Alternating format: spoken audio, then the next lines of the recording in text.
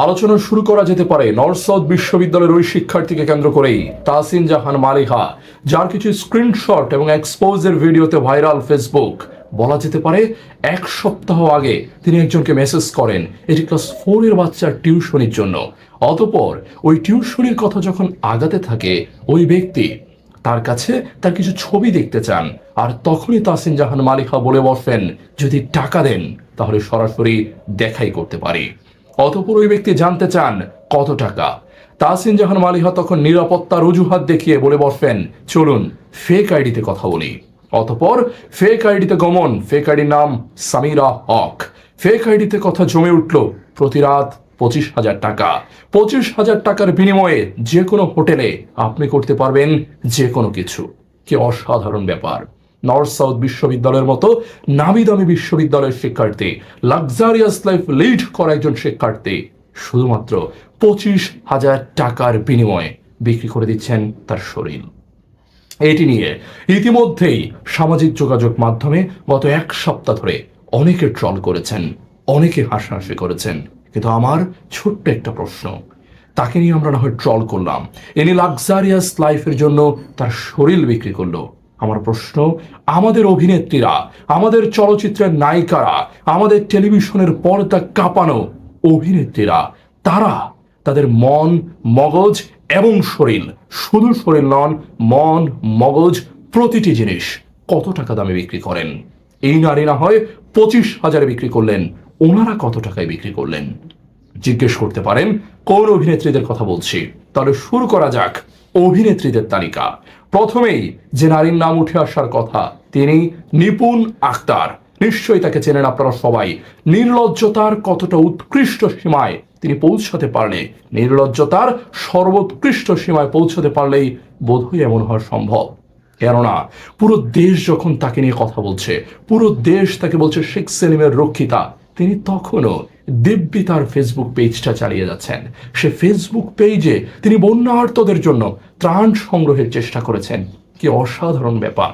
তিনি বাংলাদেশ ফুটবল, আমাদের যে ক্রিকেট টিম আছে, ফুটবল নয় ক্রিকেট টিম, যখন পাকিস্তানকে হারালো, তিনি তাদেরকে কংগ্রেচুলেশনস, অভিনন্দন জানিয়ে পোস্ট করছেন।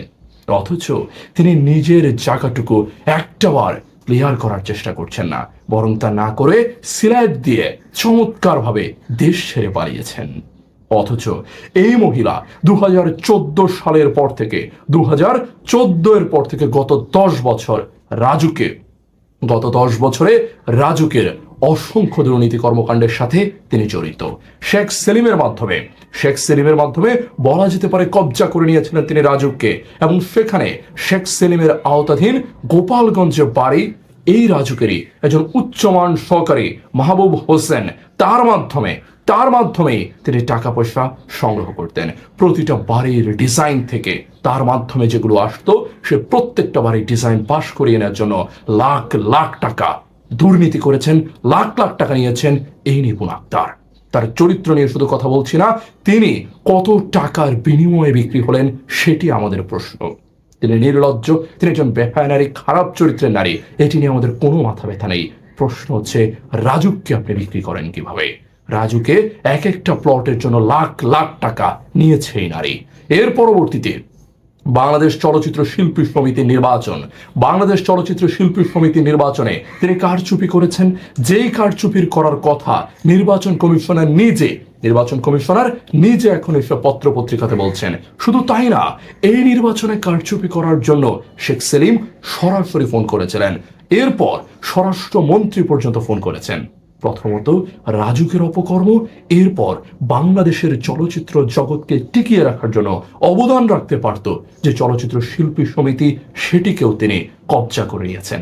এবং শুধু তাই না, এই যে বললাম তার ফেসবুক পেজটি এখনো অ্যাক্টিভ, আপনারা গিয়ে দেখতে পারেন সেই ফেসবুক পেজে এখনো তিনি দিয়ে রেখেছেন তিনি নাকি শিল্পী সমিতির সেক্রেটারি।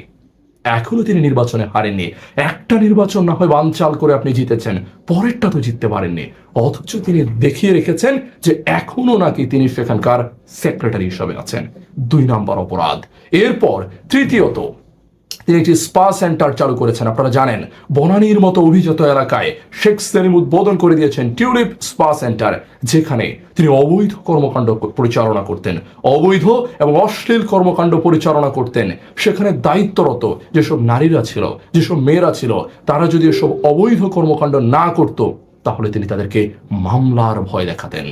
খেয়াল করে দেখুন, টাকার কাছে নর্থ সাউথ বিশ্ববিদ্যালয়ের 25,000 টাকার বিনিময়ে সে বিক্রি হয়েছে। শুধু বিক্রি হয়নি, ছাত্রলীগের এক নেতা, আপনারা সবাই চেনেন নকিব আশরাফ, তার সাথে পর্যন্ত ওই মেয়ের ভিডিও ভাইরাল হয়েছে। ওই মেয়ে বিক্রি হয় 25,000-এ, আমাদের নায়িকারা বিক্রি হয় কত হাজারে।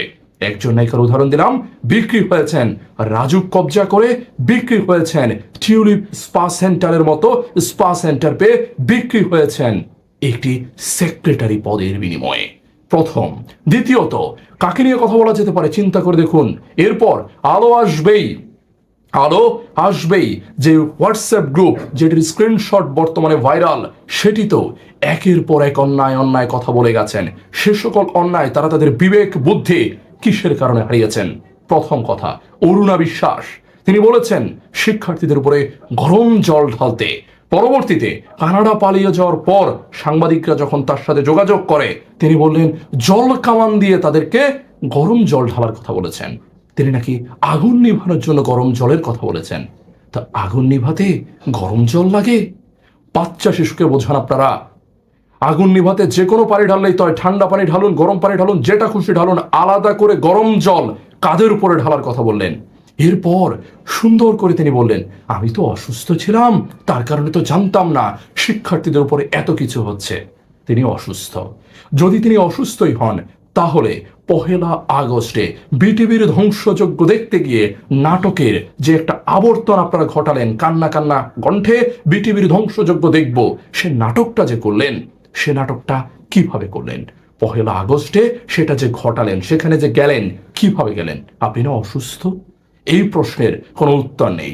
এরপর শিক্ষার্থীদেরকে এই কথা বললেন, অপরাধ। দ্বিতীয়ত, শিক্ষার্থীদেরকে এটি বলা ছাড়াও তাপস আরেকজন পরীক্ষিত দালাল, সে তাপস যখন তার আইডি লাল করেছে, তিনি তখন বললেন এই তাপসকে পেটাতে তিনি বাবা ডাক শেখাবেন। তিনি আবার অসুস্থ। তিনি একজন আমাদের প্রবীণ অভিনয় শিল্পী, প্রবীণই বলা যেতে পারে, বয়স 50 ক্রস করে ফেলেছে, বহুদিন কোনো সিনেমায় নেই। তিনি পেটাতে বাবা ডাক শেখাবেন। প্রশ্ন, কিসের বিনিময়ে এতটা মগজ বিক্রি করে দেওয়া? কিসের বিনিময়ে এতটা মগজে দাসত্ব? উত্তরটা খুব সহজ।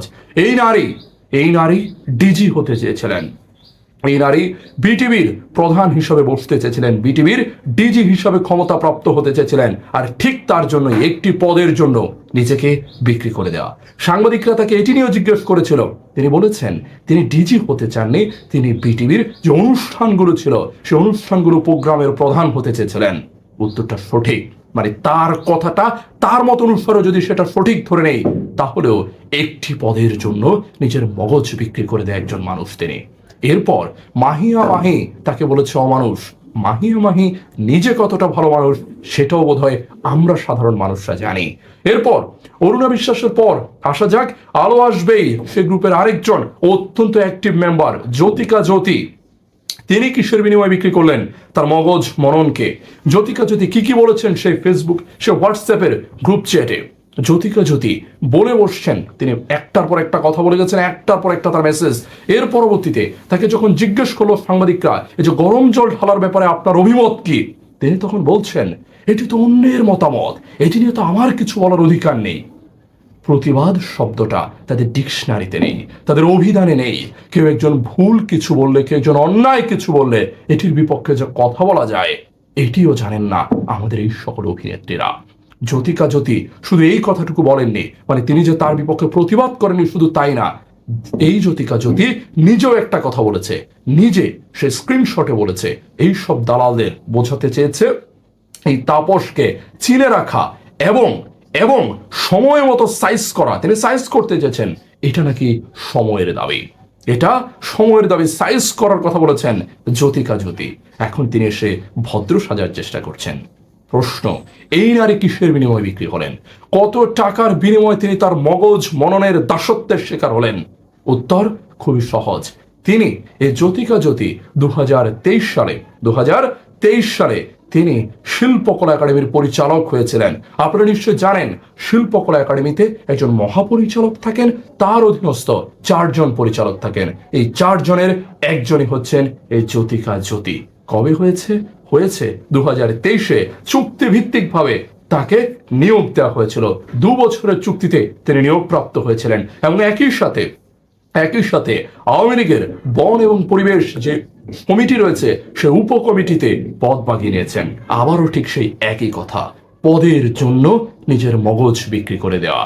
নর্থ সাউথ বিশ্ববিদ্যালয়ের শিক্ষার্থী বিক্রি করে দেহ, নিপুণ আক্তার বিক্রি করেন তার শরীর, আর এনারা বিক্রি করেন তাদের মগজ মনন। কিসের জন্য?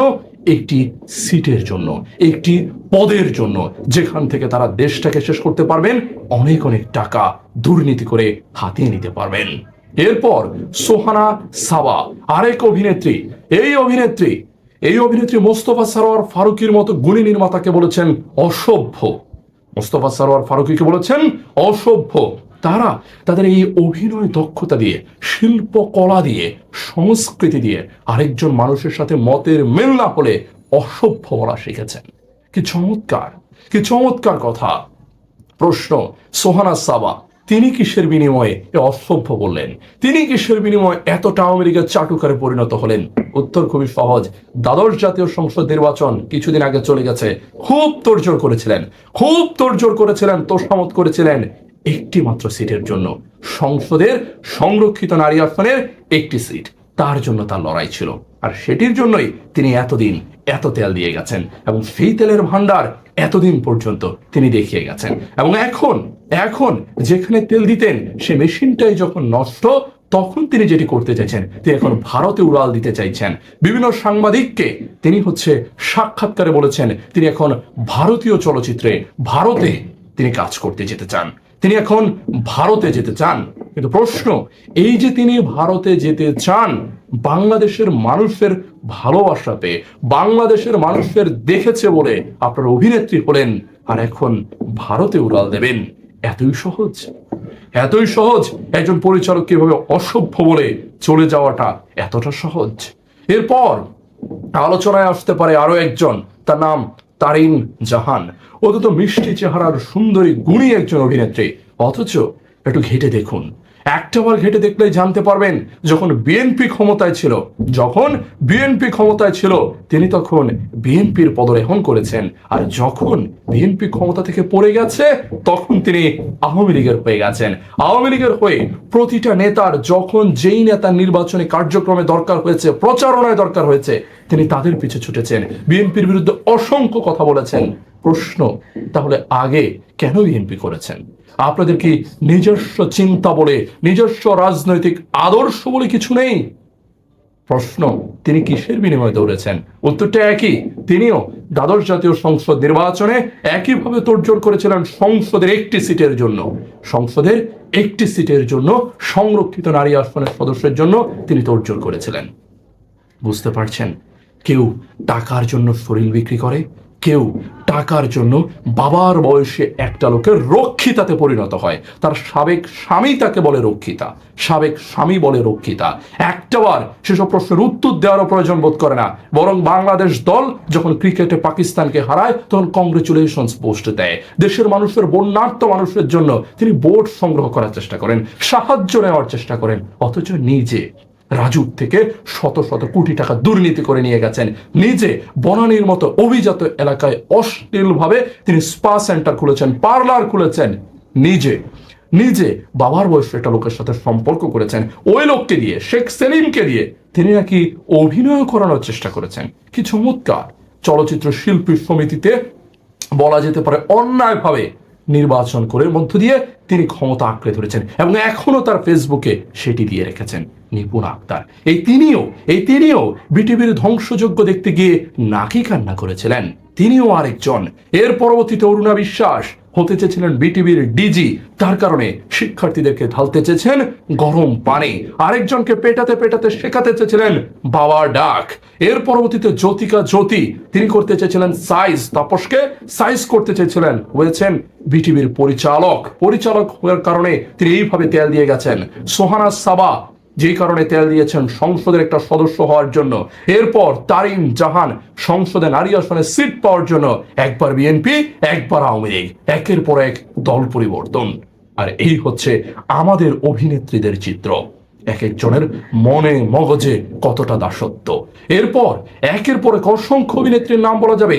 আসনা হাবিব ভাবনা ইনস্টাগ্রামে যিনি বলা যেতে পারে অশ্লীল সব ছবি দিয়ে সব সময় আলোচনার কেন্দ্রবিন্দুতে থাকেন, কোনো ভালো কাজ নেই, আছে শুধু অশ্লীল ছবি।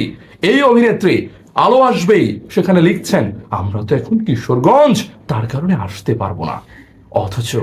অথচ সেই তার ফেসবুকে আবু সাইদের জন্য ছবি আঁকছেন আর ওখানে লিখছেন কিশোরগঞ্জ আছি তো আসতে পারছি না তাই। দুই নৌকায় পা দেওয়ার আর কত ভণ্ডামি করবেন আপনারা। ঠিক এমনটাই আমাদের অভিনেত্রীদের জগৎটা, কতটা দাসত্ব হলে এইটুকু সম্ভব জানাবেন দর্শকরা। আর তাদের নির্লজ্জতা এতটা কমেছে, তারা আবার ফেসবুকে সক্রিয় হচ্ছেন সবাই, আর তার কারণে তাদেরকে নিয়ে আলোচনাও আমাদের চালিয়ে রাখা চাই। ধন্যবাদ সবাইকে।